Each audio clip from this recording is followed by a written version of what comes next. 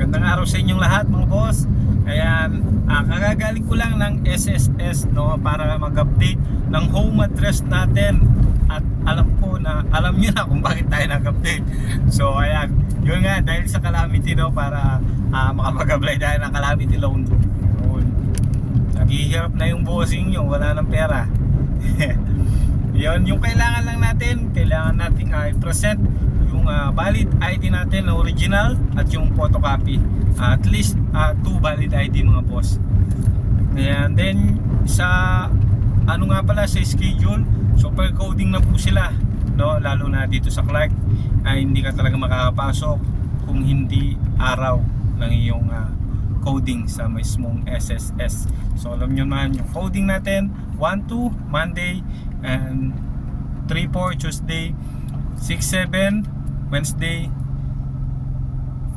5-6 Wednesday. So tapos Webes 7-8, then 9-0 ngayon Biyernes 0 yung last digit natin.